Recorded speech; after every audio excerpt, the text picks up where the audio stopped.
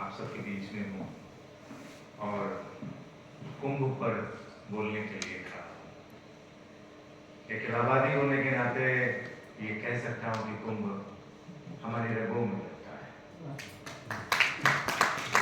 हम बचपन से ही कुंभ को जीते आए हैं और यही वजह है कि जब जब अखबार में रहते हुए कुंभ को कवर करने के लिए कहा गया तो सबसे पहले हाथ में ही उठा लेता था कि मैं कर लूँगा।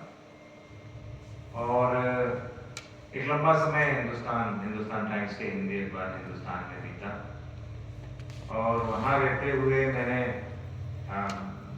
प्रयाग का ही नहीं, उज्जैन का, नासिक का, हरिद्वार का कुंभ कवर किया।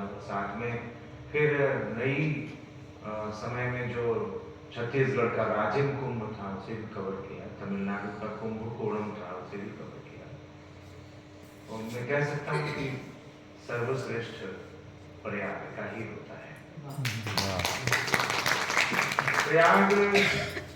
प्रयाग के कुंभ अब आप देखें, जो विद्यार्थी हैं, जो हमारे साथ के लोग हैं, तो कुंभ को मैं कैसे लेता हूँ, मैं उसी को आपके सामने रखूंगा।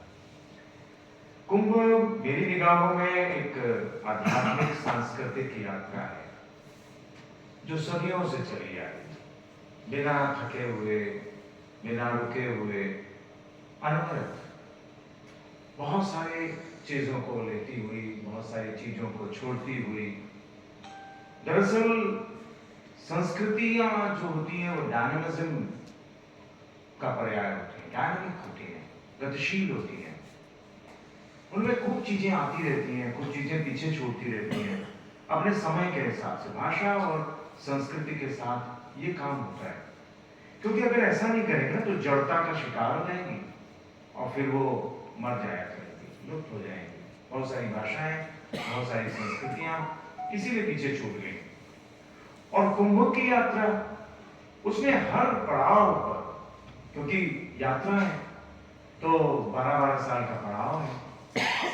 अब 12-12 साल के पड़ाव में रुकती हुई खूब सारी चीजों को अपने साथ सहेजती, समेटती, यहाँ तक पहुंची जहां हम हैं आज 21वीं सदी के 25वें वर्ष में। ढेर सारी कहानियां, इसलिए शुरू हो गया कुंभ।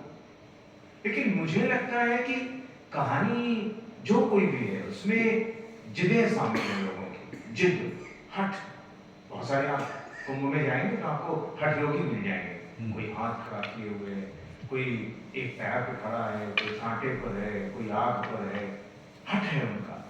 लेकिन कुंभ की शुरुआत भी हठ से ही हुई। अब हठ था कि हम अमृत दानवों को नहीं देने देंगे, ये देवताओं का हठ था। दानवों का हठ था कि हम देवताओं को नहीं देने देंगे। दोनों के जब हठ आपस में टकराए तो आकाशीय युद्ध हो गया होगा। और फिर 4 बूंदें, बस हल्की तो 12 बूंदें थी, 8 बूंदें देवलोक चली गई और 4 बूंदें पृथ्वी लोक की तरफ बढ़ चली। ये जो 4 बूंदें थी ना, इनका भी हठ था कि हम कहाँ गिरे। यूं ही थोड़ी ना था, ऊपर से कहीं भी गिर सकती थी। लेकिन हठ था कि वो हम गंगा में ही गिरेंगे। गंगा में गिरेंगे तो हमारे द्वार में गिरेंगे, संगम में गिरेंगे, क्षिप्रा में गिरेंगे, गोदावरी में गिरेंगे। बिना हट के बूंदे, यूं थोड़ी ना था कि वो डायरेक्शन मिला था कि यहां तक चले, तो गिर गई। अब गिर गई तो फिर हट है कि हम अमृत पान कर लेंगे, हम उस अमृत को ले लेंगे। साधु संतों का हट है कि कुंभ हमारा है, कल्पवासियों का हट है कि कुंभ हमारा है, सरकार का हट है कि कुंभ हमारा है, बाजार का हट है कि कुंभ हमारा है, हम प्रयाग वालों का भी हट है, कुंभ हमारा है।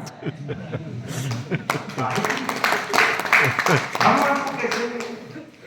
अब ये हटों के बाद अगर कुछ बच पाता है तो दरअसल वो प्रेम है, वो प्यार है अपनी संस्कृति से, अपनी प्रकृति से, अपनी पीढ़ियों से।